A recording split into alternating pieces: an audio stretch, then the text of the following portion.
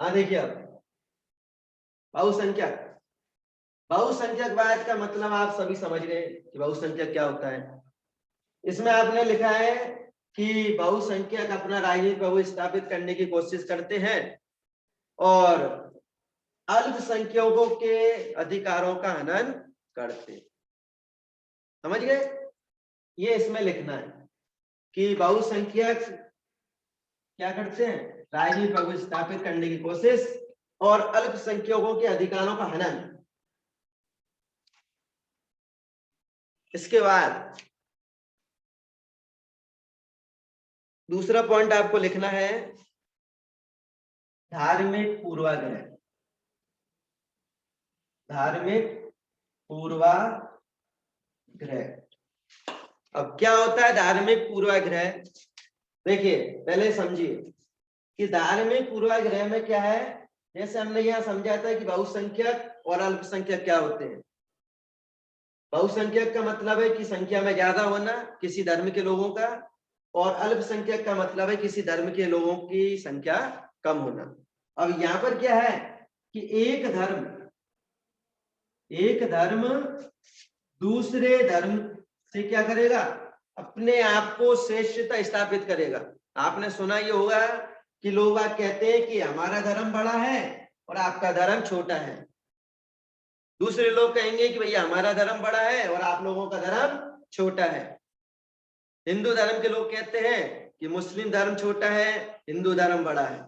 मुस्लिम धर्म के लोग से कह दिया, अब हिंदू धर्म के लोग कह रहे हैं कि हमारा धर्म बड़ा है, मुस्लिम धर्म छोटा है, ईसाई धर्म छोटा है, सिख धर्म छोटा है। ऐसे ही वो सभी धर्मों के लोग अपने धर्म को क्या बताते हैं, श्रेष्ठ बताते हैं। एक दूसरे धर्म से क्या बताते हैं, श्रेष्ठ बताते हैं। तो धार्मिक पूर्वाग्रह का मतलब सिर्फ एक ही लाइन में आपको समझना है कि एक धर्म के लोग दूसरे धर्म से अपने आप को श्रेष्ठ मानते हैं। इसमें एक लाइन है केवल, वो लिख लो। लिखिए, एक धर्म को दूसरे धर्म से श्रेष्ठ मानना ही धार्मिक पूर्वाग्रह कहलाता है। एक धर्म को दूसरे धर्म से श्रेष्ठ मानना ही धार्मिक पूर्वाग्रह कहलाता है। एक धर्म दूसरे धर्म से क्या है, श्रेष्ठ है, और इसको जो मानते हैं वो क्या कहलाता है, धार्मिक पूर्वाग्रह। तीसरी लाइनें लिखिए। अब तीसरी हेडिंग डालिए, सांप्रदायिक आधार पर राजनीतिक गोलबंदी। सांप्रदायिक आधार पर राजनीतिक गोलबंदी।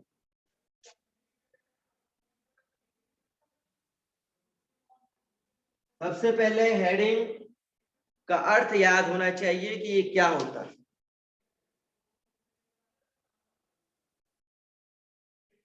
तो देखिए सांप्रदायिक आधार, सांप्रदायिक का मतलब हम सभी समझ गए कि ये किससे संबंधित होता है, धर्म से संबंधित।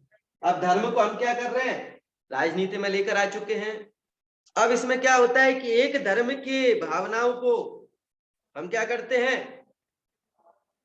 अलग तरीके से बताते हैं कि भैया हम आपके धर्म के लोग हैं और आपको क्या है, किसको वोट देना चाहिए, हमारे धर्म को, क्योंकि हम आपके धर्म के यहाँ से खड़े हुए हैं, इस वजह से आपको हमें ही क्या करना है, वोट देना है।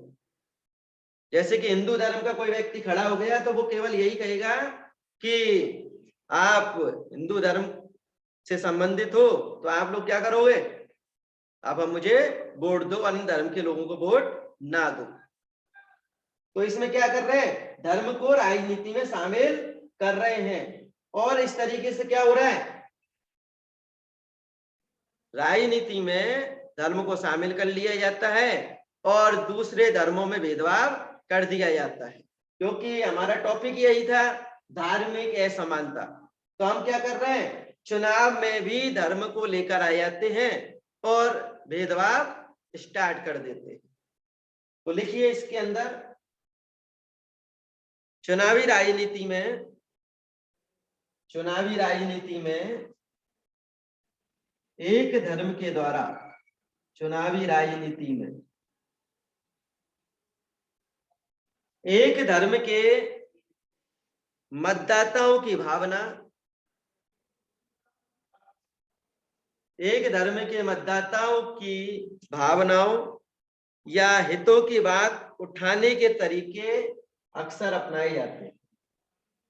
चुनावी राजनीति में एक धर्म के मतदाताओं की भावना या हितों की बात उठाने के तरीके अक्सर अपनाए जाते हैं। अब ये लाइन आपको समझ में आ गई या नहीं आई?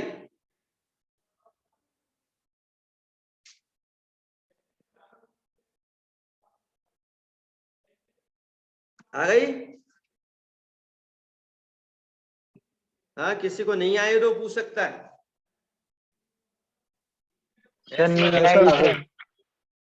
आ गई? ठीक है। तो चुनावी राजनीति में वो क्या कर रहा है, एक धर्म के मतदाताओं की भावनाओं और हितों का अक्सर वो उपयोग करता है। जैसा कि अभी मैंने आपको बताया कि किस तरीके से एक धर्म के लोगों के विचारों को वो क्या कर रहा है, धर्म से जोड़ रहा है, जाति से जोड़ रहा है। वो कह रहा है कि भैया ये धर्म आपका ही है और आप लोग क्या है, इसी धर्म को वोट दे, अन्य धर्म के लोगों को वोट ना दे।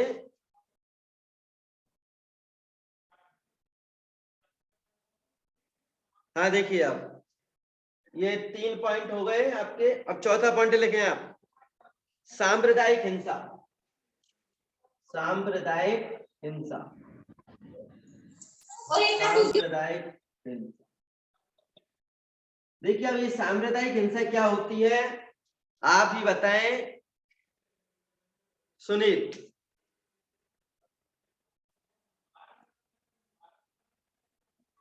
तो संप्रदाय के आधार पर दंगे हिंसे होने लग जाते हैं। ठीक है, आपकी बात बिल्कुल सही है। अब सुनील आंसर देगा। सुनील, सांप्रदायिक हिंसा क्या होती है? सर, जो अपने एक दूसरे धर्म पर हिंसा करते हैं, लड़ाई दंगे करना, रोडों पर बसों को तोड़ना। ये किसके द्वारा हो रहे हैं? धर्म के आधार पर। बिल्कुल बिल्कुल सही कहा आपने कि सांप्रदायिक हिंसा, सांप्रदायिक का तो हम समझ ही गए, धर्म से संबंधित होती है। और हिंसा का मतलब सभी जानते हैं कि एक धर्म और दूसरे धर्म के बीच में लड़ाई झगड़े होना, वो सब क्या है, सांप्रदायिक हिंसा है। और इस सांप्रदायिक हिंसा से क्या होते हैं, दो धर्मों के बीच में भेदभाव हो जाते हैं, दूरियां बढ़ जाती हैं, लड़ाई झगड़े हो जाते हैं।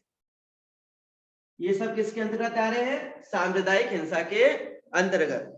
तो इसके अंतर्गत आप लिख लें कि किस तरीके से लड़ाइयां होती हैं।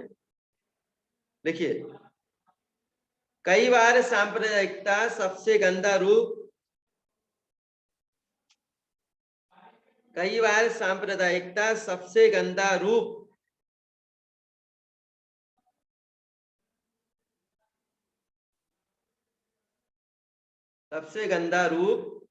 संप्रदाय के आधार पर,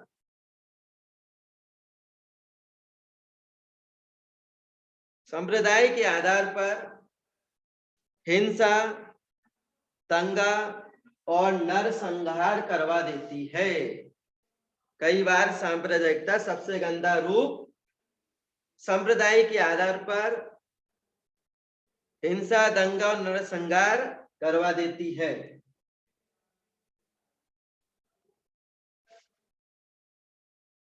कई बार सांप्रदायिकता सबसे गंदा रूप धारण करके संप्रदाय के आधार पर हिंसा, दंगा और नरसंहार करवा देती है।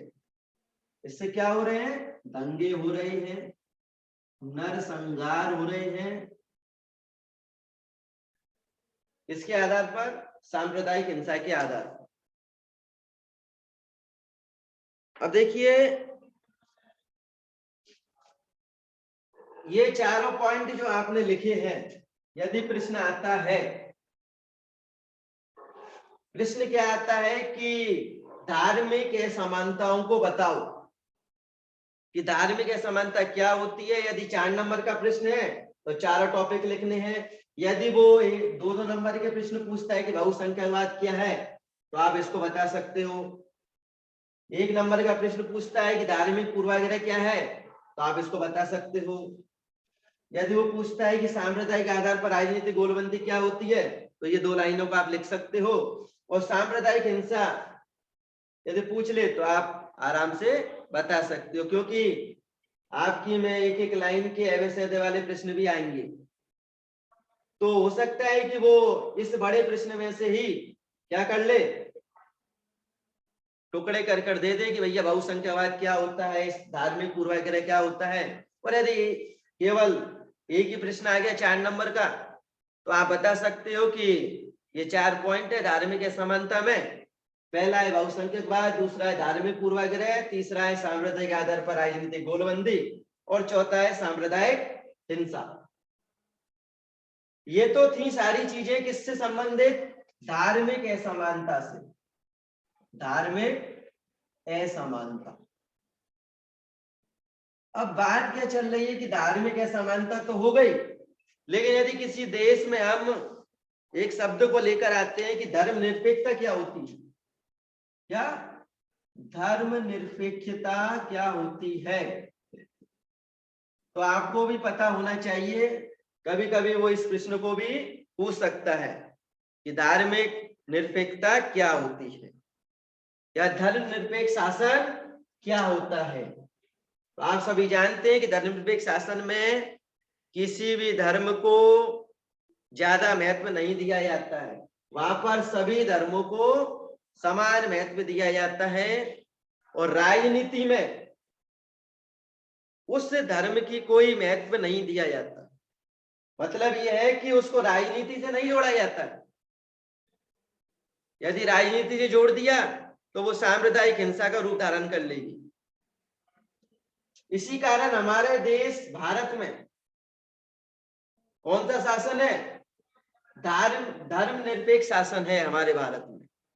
क्यों है, उसका रीजन यही है कि यहाँ पर किसी भी धर्म को महत्वता नहीं दी गई है। यहाँ पर केवल एक ही बात बताई गई है कि हम सब कौन हैं, इंडियन है, भारतीय है, ये हमारा क्या है, धर्म है।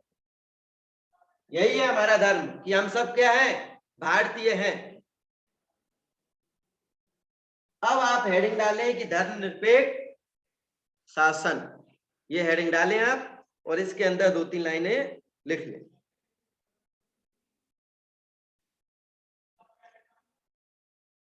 देखिए इसमें भारतीय संविधान निर्माताओं ने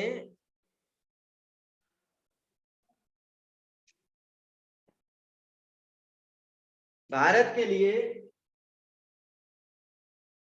भारतीय संविधान निर्माताओं ने भारत के लिए धर्मनिरपेक्ष का मॉडल चुना। भारतीय संविधान निर्माताओं ने भारत के लिए, भारतीय संविधान निर्माताओं ने भारत के लिए धर्मनिरपेक्ष शासन का मॉडल चुना। अब इसमें नंबर 1 डालें आप, कोई धर्म राजधर्म नहीं होगा, कोई धर्म राजधर्म नहीं होगा, कोई धर्म राजधर्म नहीं होगा।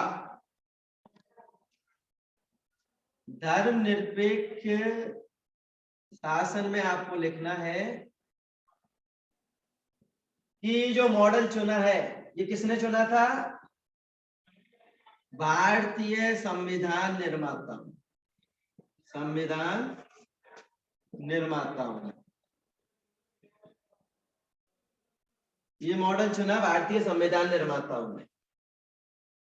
उसमें नंबर 1 बताया गया है कि कोई भी धर्म क्या नहीं होगा, राजधर्म नहीं होगा, कोई धर्म राजधर्म नहीं होगा, मतलब देश का कोई भी धर्म नहीं होगा। दूसरा पॉइंट लिखें, कोई भी धर्म अपनाने की स्वतंत्रता होगी, कोई भी धर्म अपनाने की, कोई भी धर्म अपनाने की स्वतंत्रता होगी।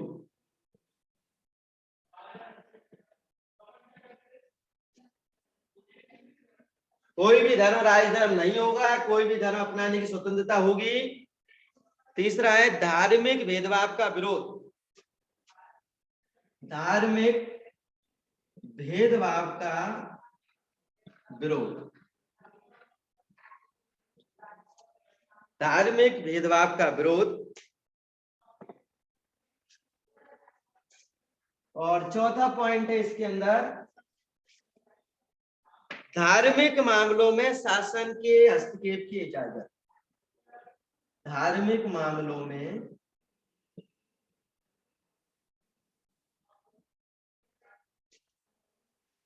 शासन के हस्तक्षेप की इजाजत। शासन के हस्तक्षेप की इजाजत। ये चारों बहुत ही सिंपल लैंग्वेज में लिखे हुए हैं। आप सभी को समझ में आ गया होगा कि कोई भी धर्म नहीं है भारत का, क्योंकि अभी मैंने बताया कि सभी कौन है, इंडियन है। दूसरी बात यह है कि कोई भी व्यक्ति चाहे हिंदू हो, चाहे मुस्लिम हो, चाहे सिख हो, ईसाई हो, वो किसी भी धर्म को अपना सकता है। हिंदू धर्म का व्यक्ति मुस्लिम धर्म अपना सकता है, मुस्लिम धर्म का व्यक्ति ईसाई धर्म अपना सकता है, और ईसाई धर्म का व्यक्ति सिख धर्म अपना सकता है। मतलब उसको पूरी की पूरी छूट है, स्वतंत्र है वो अपनी तरफ से कि भैया वो किसी भी धर्म को अपना सकता है। कोई भी व्यक्ति या कोई भी नेता या कोई भी सरकार इसका विरोध नहीं करेगी। और तीसरा पॉइंट है आपका धार्मिक भेदभाव का विरोध। यदि कहीं पर भी लड़ाई झगड़े चल रहे हैं किसी भी धर्म के ऊपर, तो उसका विरोध किया जाएगा। और चौथा पॉइंट है कि धार्मिक मामलों में यदि कहीं पर दंगे फसाद हो गए दो धर्मों के बीच, तो क्या होगा, वहां पर उस देश की सरकार हस्तक्षेप करेगी कि भैया ये धार्मिक मामलों में जो लड़ाई झगड़े हो रहे हैं दो धर्मों के बीच, उनको हमें क्या करना है, सुलझाना है और शांति स्थापित करवानी है। इससे क्या होगा, हमारा देश शांति तरीके से रहेगा। ये 4 पॉइंट आपके हो गए, और इस तरीके से ये आपका धार्मिक असमानता वाला टॉपिक भी खत्म होता है। अब आपका लास्ट वाला टॉपिक बचता है जाति, कि भैया जाति के आधार पर किस तरीके से असमानताएं पैदा होती हैं। सबसे पहले आप जातिगत असमानता को समझे। आप सभी जानते हैं कि जातिगत असमानता, हेडिंग से ही पता लग रहा है कि जाति के आधार पर क्या हो रही है, लोगों में भेदभाव हो रहा है। लोगों से कहा जा रहा है कि भैया आप ब्राह्मण जाति के हो, आप बनिया हो, और आप अन्य जातियों से संबंधित हो।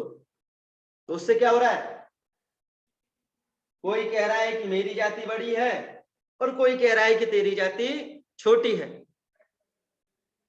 यदि हम छोटी जाति वालों की बात करें तो जो साफ सफाई करने वाले हरिजन हैं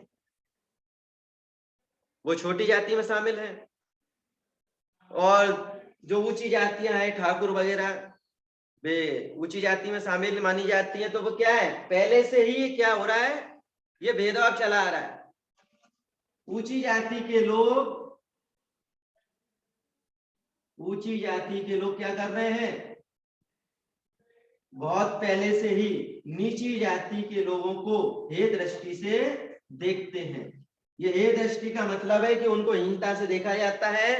पहले क्या हुआ करता था कि यदि नीची जाति के लोग कुएं पर पानी भरने के लिए चले गए तो उनको कुओं से पानी नहीं भरने दिया जाता था। क्यों? क्योंकि उनको कहा जाता था कि भैया आप नीची जाति के लोग हो और आप हमारी ऊंची जाति के बराबरी नहीं कर सकते हो। तो अब मैंने आपको एक लैंगिक मसले में एक चीज बताई थी कि रूढ़िवादी, ये जो शब्द है ये सब जगह चलेगा, ध्यान रखना, क्योंकि ये शब्द क्या है, रूढ़िवादी का मतलब होता है कि बहुत पुरानी धारणा है, पूर्व धारणा है, पूर्व मानसिकता, इनको लेकर लोग आज भी बैठे हुए हैं और वे उनको छोड़ना नहीं चाहते हैं, जिसकी वजह से आज भी हमारे यहाँ पर लैंगिक असमानता धार्मिक असमानता और जातिगत असमानता फैली हुई है। ये सारी जगह चलेगा ये शब्द, और जिसने इस शब्द के अर्थ को समझ लिया वो आसानी से इन तीनों की असमानताओं को समझ जाएगा।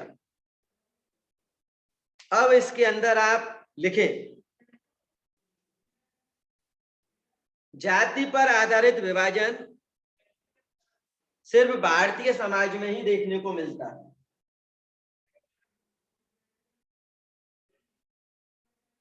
जाति पर आधारित विभाजन सिर्फ भारतीय समाज में ही देखने को मिलता है। इसमें जन्म पर आधारित ऊंच नीच की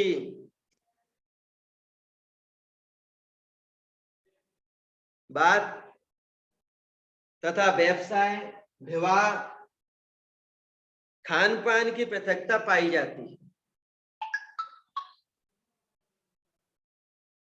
इसमें जन्म पर आधारित ऊंच नीच की बातें तथा व्यवसाय, विवाह, खान पान की पृथकता पाई जाती है। जैसे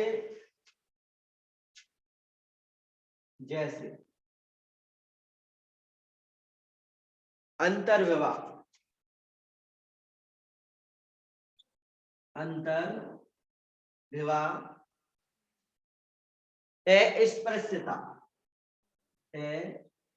अस्पृश्यता, चुनाव,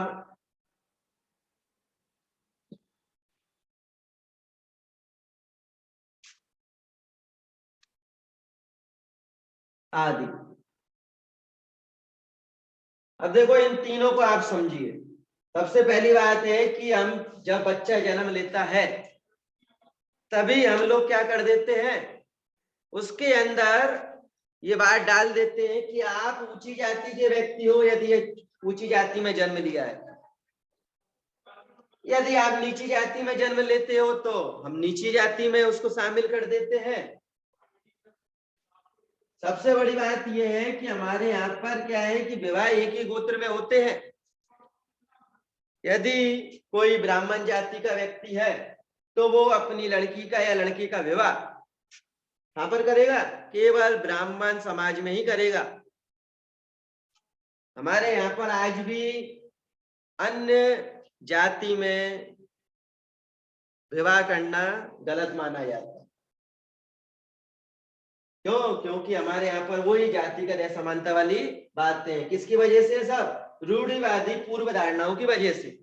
आज भी हम भाई पुरानी धारणाओं को लेकर बैठे हुए हैं, जिसकी वजह से क्या है, हम अंतर विवाह करते हैं। दूसरी बात है कि अस्पृश्यता।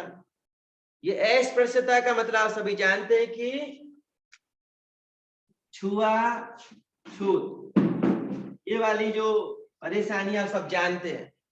यदि कोई हरिजन से छिम गया तो वो लोग क्या करेंगे कि भैया घर जाकर नहाएंगे, कि भैया हम छिम चुके हैं और हम नहाएंगे, क्योंकि भैया वो नीची जाति का व्यक्ति है और हमें नहाना ही पड़ेगा, क्योंकि हमारी धारणा ही गलत है।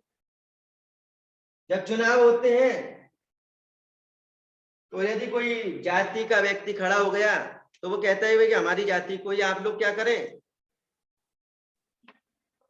हमारी जाति को ही आप, जाति के व्यक्ति को ही क्या करें, आप चुनाव में वोट दें। तो ये सब क्या है, जातिगत असमानताएं हैं। और ये जातिगत असमानता जन्म से ही आधारित होती है। जन्म से ही हम लोग स्टार्ट कर देते। देखो अब यहाँ पर प्रश्न क्या है, प्रश्न एक बनता है कि जातिगत असमानता किस पर आधारित होती है। तो सबसे पहला यदि आंसर यदि आपको लिखना है तो वो है जन्म पर आधारित। किस पर आधारित? जन्म पर आधारित। जन्म पर आधारित होती है ये। आगे देखिए, ये आपने लिख लिया होगा। अब दूसरी हेडिंग आप डालें वर्ण व्यवस्था।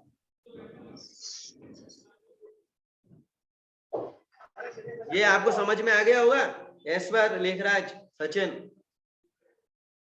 यस सर, आ गया। आ गया। अब अगली हेडिंग डालो, वर्ण व्यवस्था। देखो एक एक लाइन के भी प्रश्न बन सकते हैं, ये याद रखना, एक एक नंबर वाले।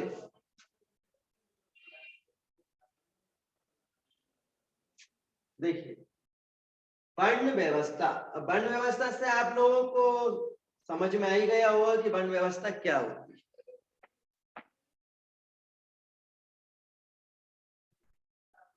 वर्ण व्यवस्था, देखिए वर्ण व्यवस्था का मतलब वही है जाति।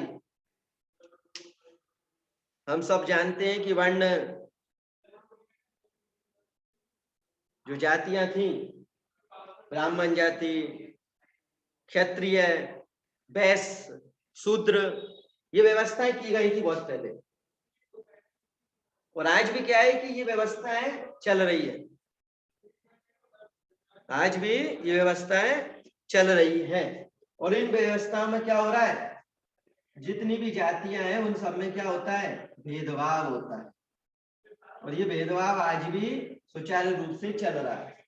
लेकिन बात यह है कि हम इसके अंदर की बातें भी हमें समझ में आनी चाहिए कि हमें लिखना क्या है इसके अंदर। देखिए इसके अंदर 2 लाइनें हैं, आप लिखें कि वर्ण व्यवस्था अन्य जाति समूहों से भेदभाव। वर्ण व्यवस्था अन्य जाति समूहों से भेदभाव और उन्हें अपने से अलग मानने की धारणा पर आधारित है। वर्ण व्यवस्था अन्य जाति समूहों से भेदभाव और उन्हें अपने से अलग मानने की धारणा पर आधारित है। समझ गए होंगे आप लोग कि किस तरीके से एक जाति का व्यक्ति अपनी जाति को ज्यादा महत्व देता है और दूसरी जाति को कम महत्व देता है, क्योंकि हमने ये बचपन से ही उसको सिखा दिया है कि आपकी जाति बड़ी है और सामने वाले की जाति छोटी है। ये सब चीज जन्म से ही आधारित होती हैं। यदि एक लाइन का प्रश्न बनता है तो आप इसके अंदर लिख सकते हो कि वर्ण व्यवस्था अन्य जाति समूहों से भेदभाव और उन्हें अपने से अलग मानने की धारणा पर आधारित होता है। अगला एक हेडिंग और डालो, जातिगत प्रथा में परिवर्तन। जातिगत प्रथा में परिवर्तन।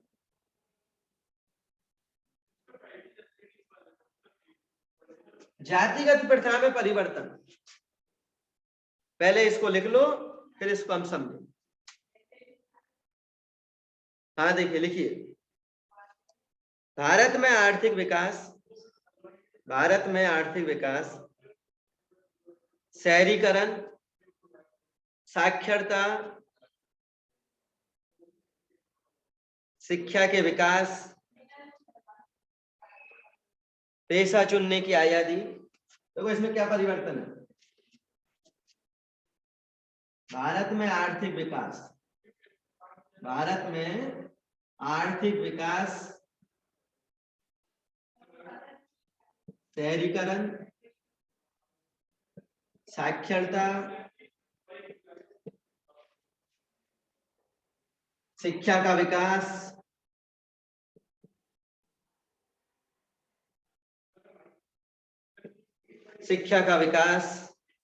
पेशा चुनने की आजादी,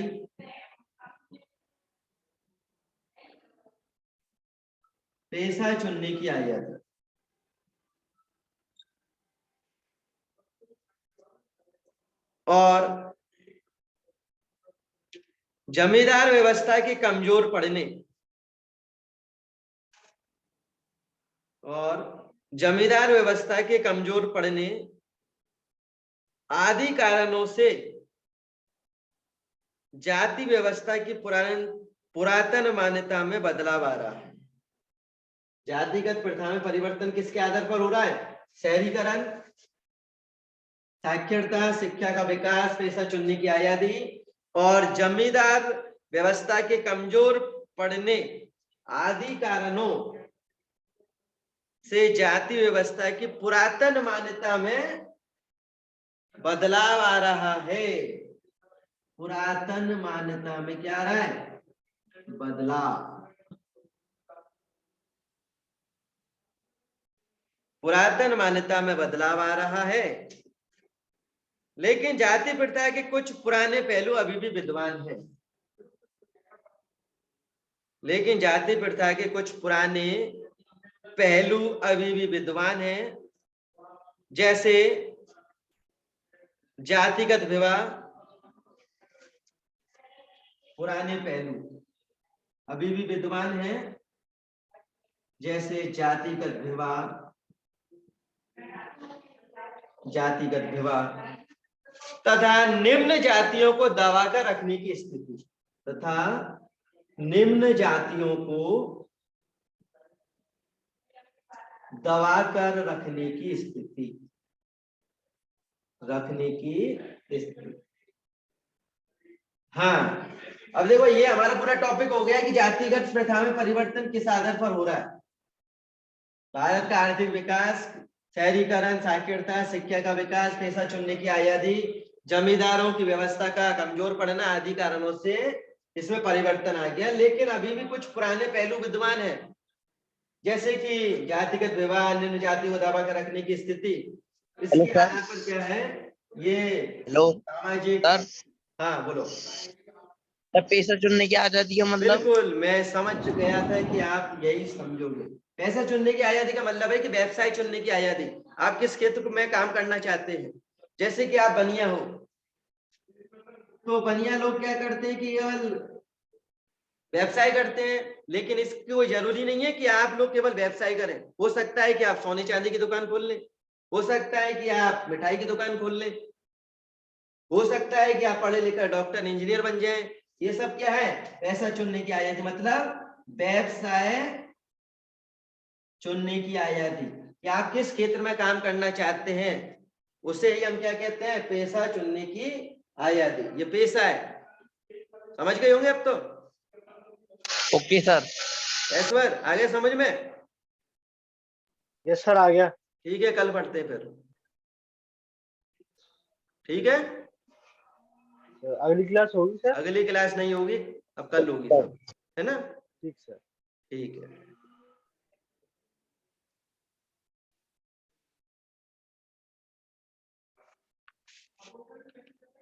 खत्म।